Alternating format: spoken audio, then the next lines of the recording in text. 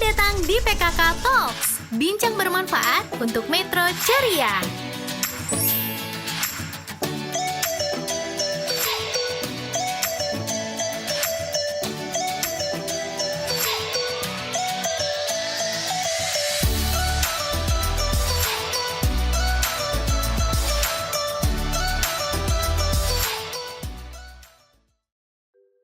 Assalamualaikum warahmatullahi wabarakatuh. Salam sejahtera dan budaya untuk kita semuanya. Tadi pun, apa kabar sahabat PKK semuanya? Senang sekali kami dari PKK Kota Metro, saya selaku host Diah Merawati SKM Mkes, Ketua Pokja 4 Tim Penggerak PKK Kota Metro.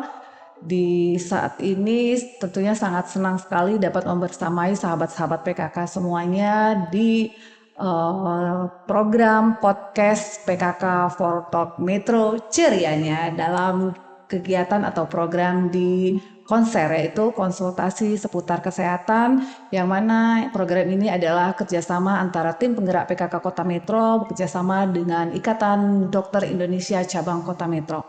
Sahabat PKK semuanya, banyak sekali nih informasi seputar kesehatan di sini yang bisa secara langsung masyarakat Kota Metro dapat bertanya dan akan mendapatkan jawaban-jawaban dari tentunya para ahli-ahli dokter-dokter spesialis yang ada di Kota Metro. Bapak Ibu semuanya atau sahabat-sahabat PKK semuanya, sebelum kita ke narasumber yang akan hadir bersama kita saat ini, mungkin sedikit akan saya bacakan biodata beliau. Beliau adalah Dr. E.S. Iresca Patiwel, MSc, SP Radiologi, Konsultan MSK. Wah, banyak sekali gelarnya ya dok ya. Seperti itu. Dan beliau saat ini bertugas di Rumah Sakit Umum Jenderal Ahmad Yani, di Rumah Sakit Umum Ajijah Metro, dan Rumah Sakit Permata Hati di Lampung Timur. Baik, sahabat PKK, pendidikan beliau tadi sudah banyak sekali nih gelar-gelarnya ya. Pendidikan untuk dokter spesialisnya ada di Universitas UGM ya, Universitas Gadjah Mada Yogyakarta. Dan beliau juga sudah mengambil menjadi suatu konsultan sebagai konsul muskuloskeletal ya, atau konsultannya di bidang otot dan tulang ya tentunya. Dan pendidikan beliau untuk konsultannya lulusan dari Kolegium Radiologi Indonesia. Masya Allah, nanti tentunya banyak sekali nih informasi-informasi penting yang akan didapat oleh sahabat PKK semuanya. Baik, mungkin kita bisa langsung berkenalan dengan narasumber kita. Ya, selamat pagi semuanya. Saya Dr. Iresca Patiwel. Saya di Metro sudah lama dok ya. Dari tahun 97 masih PTT, terus di Rumah Sakit Umum Ahmad Yani PTT-nya. Lalu dokter umum, setelah itu baru saya ambil spesialis, tapi kembali lagi ke Metro. Iya, Masya Allah, ternyata beliau sudah cukup lama, berarti sudah begitu mengenal Kota Metro ya dok ya, seperti itu. Dari tahun 97 ya dok ya, dari PTT ya dok ya, terus PNS ya dok ya. Enggak, saya kerja di Mardi justru. Gitu. Di 6-7 tahun ya, habis itu saya sekolah, baru kembali lagi ke sini. Baik ya, Masya Allah ya, sahabat PKK semuanya, ternyata beliau sudah lama nih, sejak tahun 97, berarti sudah sekitar 23 tahun ya dok ya? 27 tahun ya, 27 tahun iya. Sudah cukup lama ya dok ya, jadi udah tahu nih karakter-karakternya ya dok ya untuk Kota Metro. Tentunya sahabat PKK semuanya, sebelum kita ada beberapa pertanyaan dari sahabat PKK, mungkin sahabat PKK ada yang mungkin belum tahu ya dok ya, dokter spesialis radiologi itu sebenarnya tugasnya seperti apa? Kayaknya nggak pernah dengar, apa di balik layar dok ya? Kayak film di balik layar. Jelaskan mungkin untuk sahabat PKK dok, silakan dok. Radiologi itu adalah ilmu yang mempelajari pencitraan ya, pencitraan medis. Jadi kita memidai satu organ gitu untuk mengetahui apakah ada kelainan di organ tersebut gitu ya. Jadi itu yang yang disebut sebagai ilmu radiologi gitu ya. Langsung aja ke ini ya, Oh, disambung sama pertanyaan ya, yang lain ya. jadi sebenarnya itu untuk penunjang diagnosa ya dok ya, bisa ya untuk bisa Sekarang juga. kami mengatakan bahwa kami adalah penentu Oh, justru diagnosa. malah itu ya dok Ya, ya, bukan jadi penunjangnya ya. jadi kami menghilangkan istilah penunjang Oh ya. Jadi gitu. karena Nah, kami juga dokter ya di iya sini betul. semuanya. Jadi kami penentu diagnosa. Dan media yang digunakan kayaknya ada ya pertanyaan. Jadi Oh, tidak hanya kayak sinar X ya. sinar. Dalam bahasa kami disebut sebagai radiasi pengion, tapi juga dengan gelombang magnet dan dengan gelombang suara. Ya itu yang mungkin sebelum diketahui semua sahabat PKK ya. Jadi sahabat PKK untuk dokter spesialis radiologi itu merupakan penentu dari suatu diagnosa ya. Untuk diagnosa dikatakan itu harus kan diagnosa tidak bisa harus asesmen, harus ada hal-hal yang memang untuk memastikan suatu diagnosa itu, jadi salah satunya ya dari dokter radiologi ini ya dok yang untuk menentukan suatu diagnosa. Jadi sebenarnya dari beberapa dokter spesialis nanti akan juga pasti akan ke radiologi ya dok ya yang dibutuhkan ya maksudnya Kalau seperti memang itu. membutuhkan pemeriksaan radiologi ya akan ke radiologi gitu. Ya, seperti itu.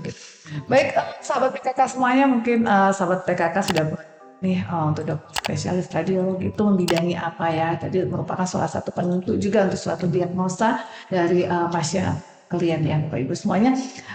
Langsung kita ke tanya jawab ya dok ya. Ini ada pertanyaan dari Ibu Epa Marlina dengan nomor telepon 089501820709. Beliau adalah ketua tim penggerak PKK Kecamatan Metro Barat. Jadi ketuanya nih dok ya, ketua tim penggerak PKK Kecamatan Metro Barat. Izin bertanya dokter, ini ada dua pertanyaan. Yang pertama adalah apa itu ilmu radiologi? Tadi ya dok ya mungkin akan dipertegas lagi ya dok ya untuk lebih masyarakat mungkin memahaminya secara cukup jelas ya dok ya. Mohon jelaskan pemeriksaan apa saja yang termasuk dalam ilmu radiologi itu tadi. Dan yang kedua adalah apakah media yang digunakan dalam pemeriksaan radiologi misalnya media padat atau media cair gitu seperti itu. Mungkin terkait nanti juga dengan limbahnya ini.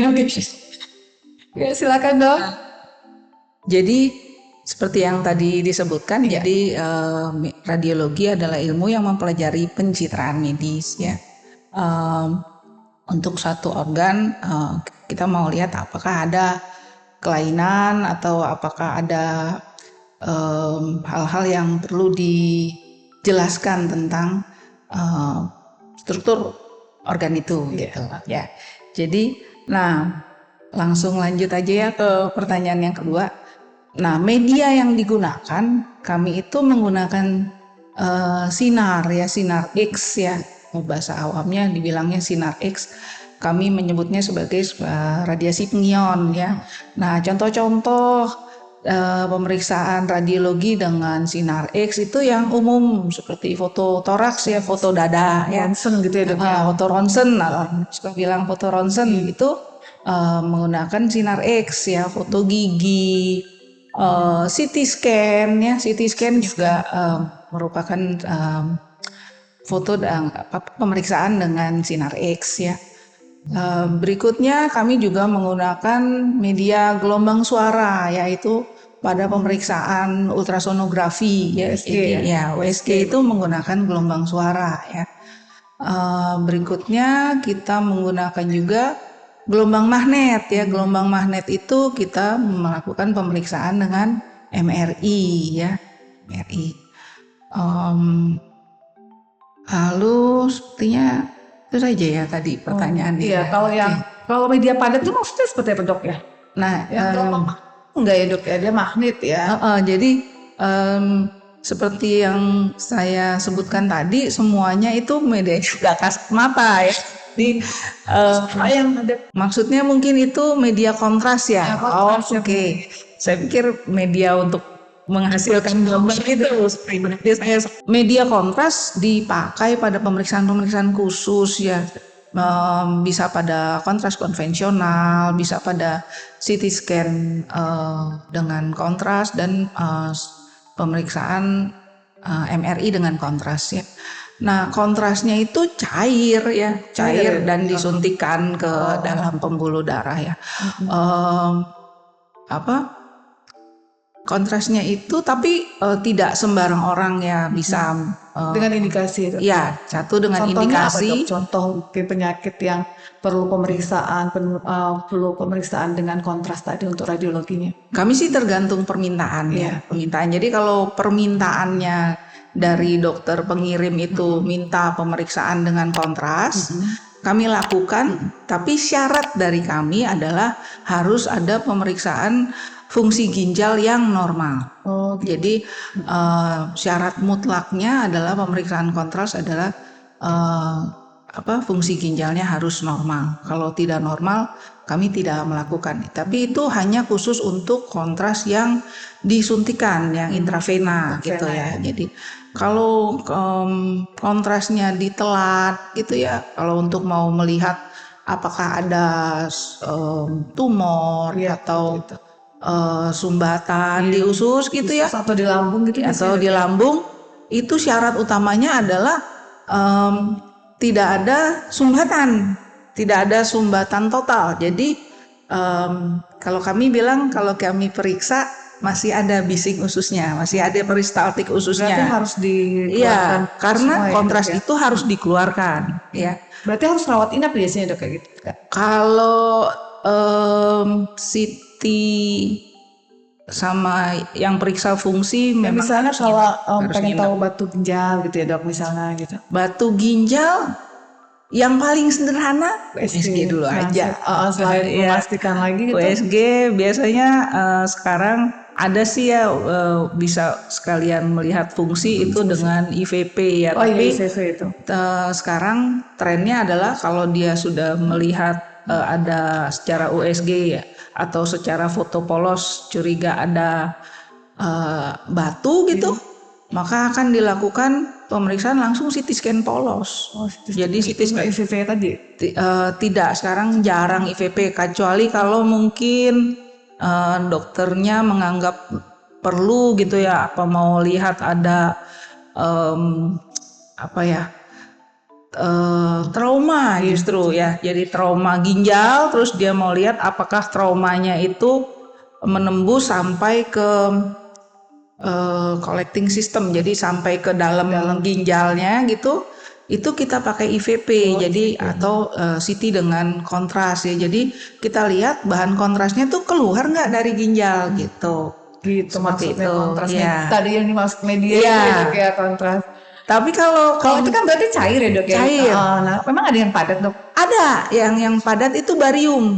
Ya, barium kami gunakan biasanya pada pemeriksaan saluran cerna ya.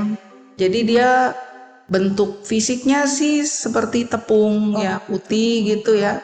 Nanti tapi sekali lagi kita cairkan. Jadi nanti yang dilakukan adalah pasiennya minum atau dimasukkan bahan kontrasnya ke dalam sistema ususnya gitu, atau lambung atau pipa makanan gitu, seperti itu. Tapi dengan syarat tadi, Dok, ya harus tidak ada sumbatan dulu ya, harus Ya, kalau GI tract harus tidak ada sumbatan. Berarti misalnya harus dikuras lah gitu, Dok, ya.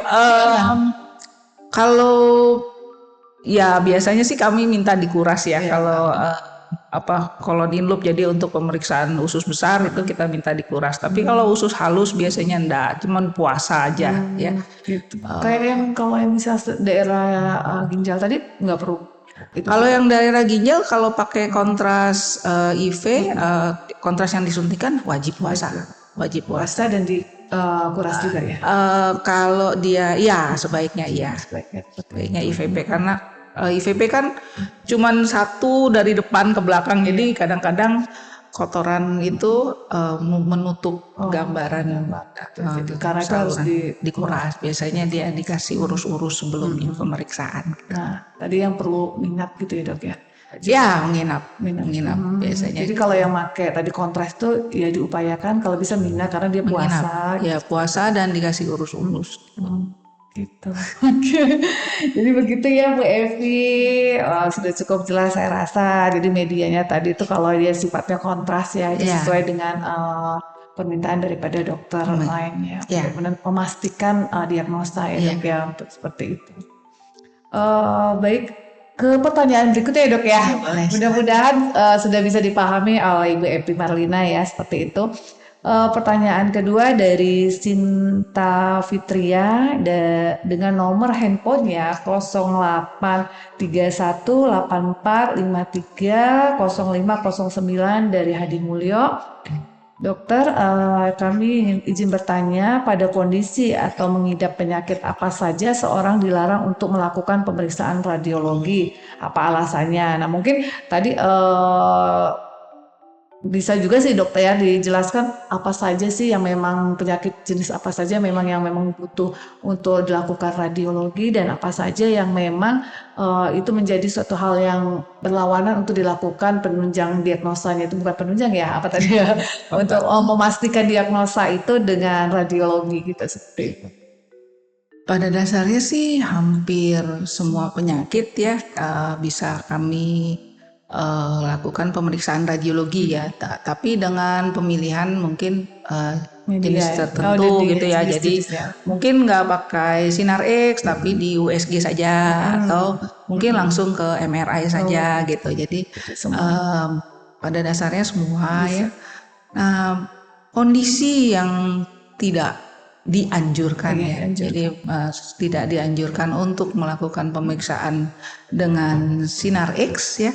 Saya membatasi dengan sinar X itu adalah wanita-wanita hamil pada trimester pertama. Pada trimester pertama ya dok ya. Alasannya seperti apa tuh dok? Karena trimester pertama tuh kan barusan pembentukan mudigah tuh ya. Jadi ditakutkan nanti sinar X-nya itu bisa menembus sampai ke janin, akhirnya akan membahayakan janinnya gitu.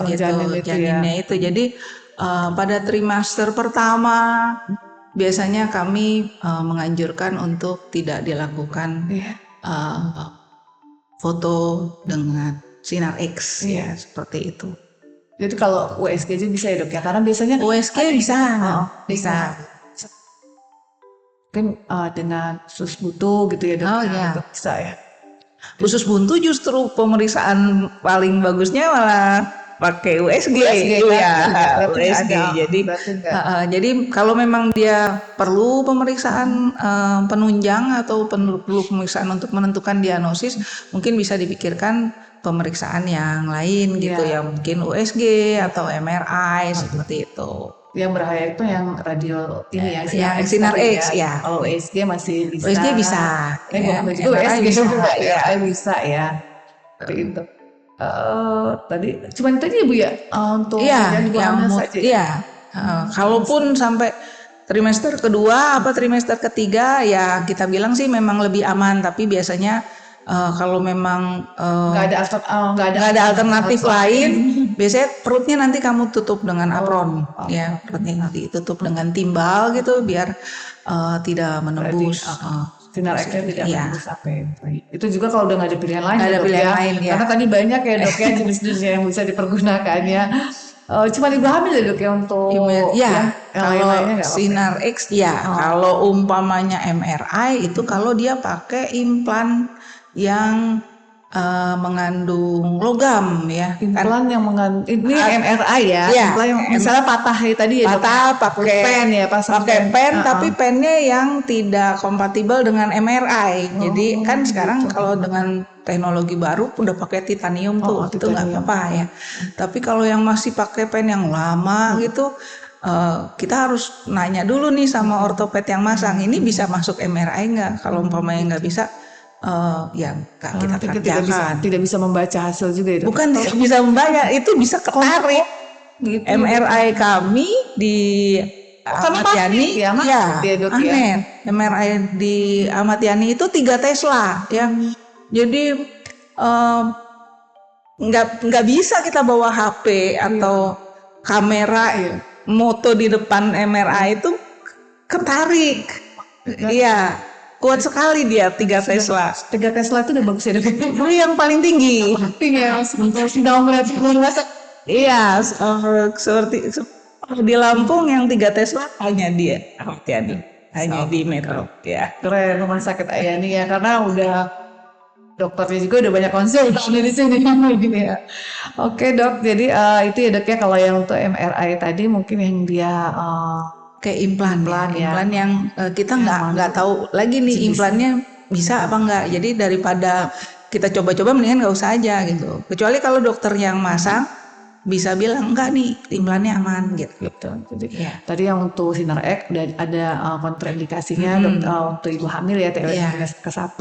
Kalau untuk yang MRI ya tadi Iya. itu untuk yang memang kalau ada riwayat dia sebelumnya itu patah yang pakai pen ya dok Iya, ya. pakai Tapi pen. dengan dia dilihat lagi jenisnya ya Iya, dok ya seperti dilihat lagi itu. jenisnya. Kalau yang kontras nggak ada ya dok indikasinya. Kontras Kontras yang cair gitu.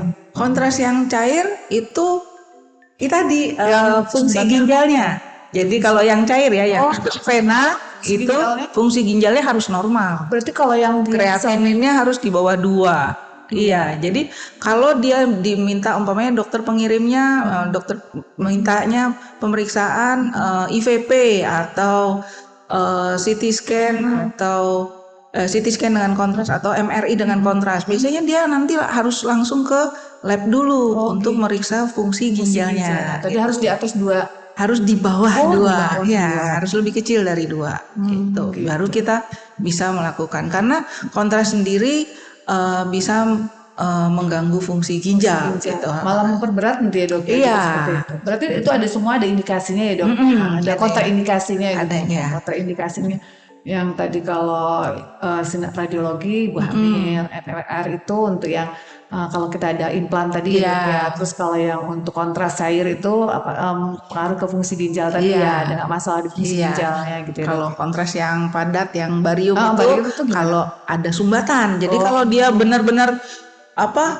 pasiennya itu sampai nggak bisa BAB, tidak bisa nggak bisa kentut gitu. Enggak, kami nggak melakukan karena barium sendiri logam, jadi takutnya dia akan membatu di situ, jadi mengeras gitu. Jadi nggak kami lakukan.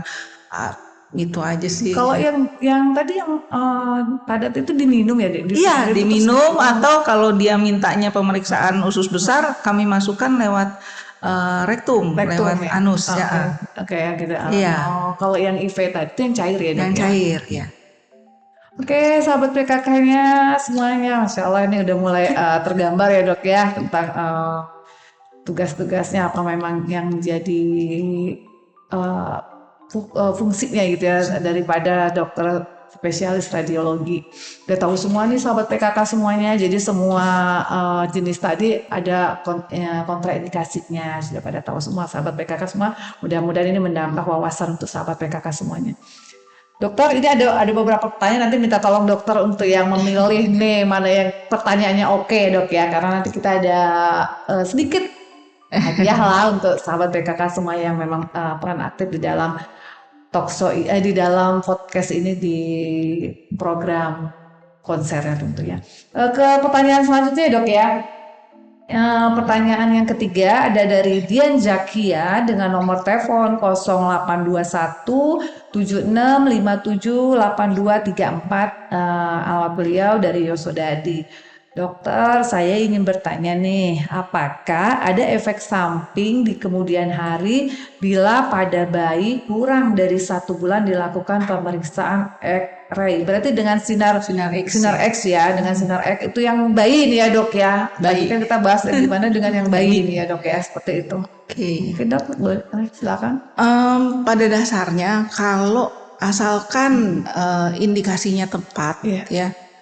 Pemeriksaan radiologi itu bisa dilakukan pada usia berapa saja, berapapun Bayi ya. baru lahir gitu Bisa itu. ya, asal indikasinya tepat ya. Betul. Nah, masuk ke pertanyaannya apakah berbahaya pada si bayi ya kalau umurnya kurang dari 1 bulan. Jadi sudah ada banyak penelitian yang meneliti tentang efek dari sinar X di kemudian hari pada bayi atau pada orang lah ya, pada orang pada umumnya gitu ya. Itu ternyata risikonya itu ada tapi kecil. Berapa persen dok? dari Wah, berapa saya yang belum ya dok belum ya? nggak baca sampai Iya, segitu jauh. risikonya kecil. Tapi risikonya itu kecil ya. Jadi em, kalau dan ri- apa ya? Kalau dia hanya dilakukan sesekali itu enggak apa-apa. Ada tapi kecil sekali ya. Jadi bisa memang radiasi itu menyebabkan perubahan mutasi genetik atau kanker ya, yang ditakutkan kan itu ya, kanker ya. Itu tapi kalau dia itu menerima radiasi dosisnya besar dan dalam waktu yang lama, jadi terus-menerus berapa kali. Nah, itu yang punya kemungkinan untuk terjadi efek samping kanker tersebut gitu. Tapi kalau cuman sekali karena memang bayinya baru lahir em, gangguan pernafasan ya yang paling sering kan itu ya RDS ya. Nah, ya itu kan cuma sekali, enggak apa-apa ya. Kecuali kalau terus-terusan dan dalam dosisnya waktu besar jangka waktu yang ya. lama dosis besar Iya. mungkin ya kemungkinan ada efek sampingnya ya. Tapi itu pun hasilnya sedikit ya dok ya. Kecil gitu. Oke, dokter mungkin kalau yang bayi itu memang tadi dokter katanya masih sesak napas, tetapi beberapa tahun ini kami banyak kasus bayi baru lahir itu ternyata kurangnya mungkin perhatian kita. Awalnya dia harusnya kan diperhatikan tadi dok ya, bisa getut tidak, bisa BAB enggak gitu ya dok ya. Ternyata ada kasus-kasus yang seperti atesiani kan ada bolongnya ya dok ya. Kalau isprung misalnya dok ya, isprung gitu ya, itu kan cukup banyak tuh. Pasti akan dilakukan juga ya dok ya. Iya, karena itu kan biasa 1 hari atau 2 hari ya dok ya. Tergantung tingkat ininya ya dok ya, letaknya ya dok ya. Ada kalau dia sampai yang tinggi kan sampai dia muntah, itu harus segera ya dok ya. Gitu itu. Kalau pada Atresia Ani fotonya sih foto polos biasa ya. Foto Jadi polos, ya. kita lakukan perasat gitu ya. Untuk melihat udaranya tuh sampai di mana, udara ususnya itu sampai di mana, nanti diukur batas udaranya itu ke anal dimplenya, jadi ke anusnya. Jadi diukur berapa panjang nih, berapa sentimeter nih jarak antara usus yang bisa mengembang sampai ke anusnya. Jadi segitulah atresianya gitu ya. Berarti memang harus kan ya dok? Itu benar-benar indikasi dan harus yang seperti kalau itu atresia ani polos. Tapi kalau untuk Hirschsprung, nah itu pakai kontras. Oh, Hirschsprung pakai kontras dok. Iya, justru Hirschsprung kami pakai kontras untuk melihat kontrasnya apa dok? Barium ya, karena kan pasti kan penuh tuh. Iya, barium dengan barium. Atau kalau bayinya letargis apa ya? Kurang begitu bagus gitu ya. Kami pakai kontras cair ya. Kalau kondisinya kurang baik, kami pakai kontras cair.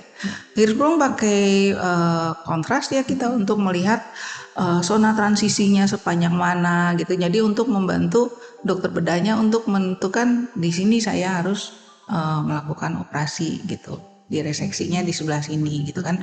Karena kan Hirschsprung itu adalah ada bagian usus besar yang tidak punya saraf, tidak punya ganglion gitu. Jadi dia tidak bisa mengembang. Di atas sudah terima makan apa gitu, tapi di bawahnya kempet. Iya, gitu. Jadi nggak bisa dilewatin. Nah, jadi daerah yang agangliotik itulah yang mau diambil gitu. Biasanya sih seperti itu. Oh iya. Tadi kan kalau di samping dia kanker, itu kan kadang, kalau kerja di mungkin dokter maupun para asistennya ya dok ya yang di radiologi itu nanti kalau lama-lama bisa mempengaruhi kesuburan gitu ya dok, itu gimana tuh dok? Enggak ya, kami kan juga pakai dia aman ya, kami pakai dosimetri ya. Jadi kami kalau kerja masuk dan kena sinar X itu kami ada dosimeternya yang kami pakai. Jadi ada batasnya, kami kalau sudah melewati ambang itu kita nggak boleh kena lagi gitu, seperti itu. Tapi kalau cuman sehari-hari yang diamati Ani rasanya aman ya, amannya. Kalau yang tinggi itu adalah kalau kita fluoroskopi ya, fluoroskopi itu besar banget Bisa. ininya radiasinya. Seperti apa tuh? Fluoroskopi itu seperti sinar X, tapi dia bisa bikin sine, bisa bikin eh, video gitu. Intinya awamnya video. Jadi kalau foto kontras biasa kan kita cuman jepret gitu. Iya. Selfie foto jepret. Kalau dengan fluoroskopi kami bisa ngelihat aliran kontrasnya itu seperti apa. Nah, itu bisa diambil sine, diambil kayak videonya gitu. Jadi seperti apa gitu. Nah, itu besar. Itu besar bahaya banget. ya. Itu besar Itu di banget. sini tapi enggak ya? Di sini enggak ada. Itu tuh kasus-kasus apa dok yang perlu video seperti kayak gitu tuh? Sebenarnya semua pasien kontras itu mestinya pakai itu. Iya. Mestinya pakai itu ya. Jadi Tingkat bahayanya cukup tinggi. iya, ya, dok, tingkat ya. bahayanya tuh Jadi tinggi. dipakai yang lebih Kita pakai ini blind aja di sini. karena lebih detail ya dok ya kalau kayak gitu ya sebenarnya, tapi ya lebih tahu kapan kita mesti shoot sih, kapan kita mesti ambil foto gitu. Kalau pakai yang selama ini saya kerjakan kan ya dikira-kira aja gitu. Oh ini ambil, ini ambil gitu. Tapi kalau dengan fluoroskopi kita tahu oh udah sampai sini ambil aja, sini ambil aja gitu. tapi itu memang sudah tidak menggunakan yang seperti itu lagi dok. Masih ada? Sepanjang saya tahu dulu Bandar Lampung justru yang punya, tapi kalau di Metro selama ini belum pernah. Sampai kakak semuanya, Masya Allah nih semakin seru nih sahabat PKK semuanya. Masih ada dok pertanyaan dua lagi ya dok ya. Pertanyaan yang keempat dari Ibu Nelly dengan nomor handphonenya 0852 600 15365, alamat Tejo Agung. Dokter, izin bertanya nih, jangka waktu yang aman untuk melakukan pemeriksaan radiologi maksudnya seperti apa ya dok ya? Mungkin waktu-waktu yang tepat untuk pemeriksaan tadi sudah ya dok ya sebagian ya sebenarnya, dan mungkin jangka lamanya tadi juga ya seperti itu mungkin ya dok ya, pertanyaan dirangkum aja nih pertanyaan 1, 2, 3 dok kan? Sebenarnya pemeriksaan radiologi itu ya kapan aja pas perlu gitu. Sesuai dengan indikasi gitu ya. Kalau nggak perlu ya nggak usah. Ya betul ya dok, kalau tanpa ada masalah. Iya, indikasi tadi seperti itu gitu. Kecuali kalau misal udah sulit nih di pencernaan misalnya, mohon maaf ya sahabat PKK semuanya, BAB-nya nggak teratur misalnya gitu dok. Yang hal seperti itu pengen tahu ususnya ini kerak semua gitu loh dok misalnya. pasti kan dia nanti akan melakukan periksa dulu ya untuk penyakit dalam. Nanti kalau dokter penyakit dalamnya minta dilakukan colon in loop Colon in loop itu gimana dok? Colon in loop itu tadi bahan kontras yang dimasukkan ke anus Oh gitu ya ya. langsung ke dok ya. Atau CT scan lah ya. Waktunya ya pasien itu masuk hari ini dilakukan pemeriksaan. Kalau ada kontras intravena dilakukan pemeriksaan laborat. Setelah itu dia puasa 6 jam. Jadi pemeriksaan kontras itu puasa 6 jam. Mungkin itu yang dimaksud ya. Puasa 6 jam baru besoknya kita foto. Biasanya 6 jam itu juga malam terakhir makan jam 10 malam. Nanti besok pagi datang ke radiologi foto atau dilakukan tindakan. Seperti itu mungkin. Waktu-waktunya dok ya. Melakukan pemeriksaan radiologi jangkau. Tadi kalau efeknya udah dijelaskan. Atau mungkin kalau ada pemeriksaan radiologi yang ditentukan waktunya itu adalah pemeriksaan HSG. Yang untuk melihat apakah saluran tubanya itu, saluran telurnya itu tersumbat atau tidak. Nah, itu masa ovulasi ya. Bukan masa ovulasi. Masa ovulasi ya? Iya, memang itu dilakukan setelah masa ovulasi. Jadi dia itu dilakukan pada hari ke-9 atau ke-10 siklus haid. Jadi nanti kalau ada pengiriman dari dokter SPOG-nya untuk program ingin anak atau infertil gitu ya, makanya nanti kita akan selalu nanya, Bu, haid pertama, hari pertama, haid terakhir kapan? Itu hari ke-9 ya dok? Ya, dan kami Siklus berapapun dok? Misalkan ada siklus 21, 28, 30 gitu. kalau biasanya kan umumnya 28 ya. Iya, Kalau benar. 28 kami lakukan hari ke-9 sampai hari ke-10. Tapi kalau siklusnya Lebih pendek, 21. tidak kan kadang-kadang nggak teratur ya. Biasanya dia akan nelpon lagi, dok hari ini saya selesai. Nah, kami biasanya setelah itu saya nambah 2 hari atau 3 hari gitu. Karena kalau lebih lama lagi dari itu, takutnya sudah masuk ke masa subur dan mulut rahimnya sudah tutup, malah sakit nanti gitu. Biasanya sih Terus emang cukup sakit ya dok ya yang untuk itu nih. tidak nyaman ya, Tidak nyaman. ya tidak nyaman. Karena memasukkan tadi juga alat ya dok ya. Iya, masukkan pekul. Masukkan alatnya itu tadi. Tapi yang ini yang perlu waktu. Iya, waktu ini yang tertentu perlu ya, waktu yang tertentu. Kalau yang lainnya enggak. cukup sesuai dengan indikasi tadi. Kalau memang dia perlu kontras berarti perlu puasa gitu ya dok ya.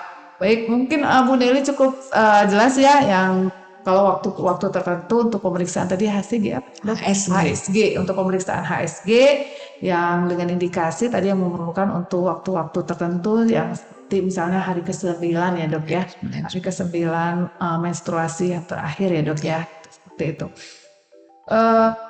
Ada lagi nih dokter, mungkin pertanyaan terakhir ya Bapak Ibu semuanya, sahabat PKK semuanya. Ini dari Bu Lena dengan nomor handphone 08 13 793 82823. Alamat Yosorejo, dokter bertanya radiologi misalnya ronsen, info yang beredar sinar X memiliki efek samping, contohnya pencetus kanker. Ya sebenarnya udah jadi ya. Kelainan genetik pada janin, apakah ibu hamil dapat dilakukan ronsen mengingat efek samping berpengaruh pada janin di kandungannya dan benarkah informasi yang beredar bahwa sinar X dapat menyebabkan kemandulan? Ini sebenarnya tinggal dirangkum aja ya dok ya. Iya kayaknya harus pertanyaan. Jadi sebenarnya sinar X itu ya sebagian dari ilmu radiologi ya. Jadi bagian dari pemeriksaan radiologi. Tapi memang paling banyak. Jadi paling banyak di kami itu adalah pemeriksaan foto dada ya. Nah, apakah sinar X itu membahayakan pada janin? Seperti tadi yang saya sebutkan ya. Jadi pada pasien hamil trimester pertama, jadi 3 bulan pertama itu kami anjurkan untuk tidak dilakukan pemeriksaan dengan sinar X ya. Jadi mungkin nanti dia dilakukan pemeriksaan USG saja ya, yang paling aman dan gampang, paling mudah ya. Atau kalau agak lebih berat mungkin MRI ya, seperti itu. Apakah dia akan menimbulkan kanker atau kerusakan pada janin ya di kemudian hari? Risiko itu ada ya, tapi kecil ya. Dan risiko itu terjadi kalau seseorang itu menerima sinar X yang dengan dosis yang besar ya, dan dengan waktu yang lama, jadi berulang terus-terusan kena terpapar gitu, seperti itu. Kalau yang kemandulan tadi udah ya dok ya. Mandul enggak. Kami juga melakukan pemeriksaan dengan dosis terukur ya. Pada bayi sinar yang dilakukan kekuatannya lebih sedikit, pada anak agak lebih besar, pada orang dewasa.